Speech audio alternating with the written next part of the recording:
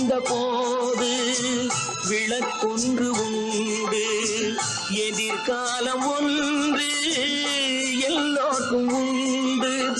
உண்மை என்பது என்றும் உள்ளது, தெய்வத்தின் மொழியாகும். நன்மை என்பது நாளை வருவது, நம்பிக்கை ஒளியாகும்.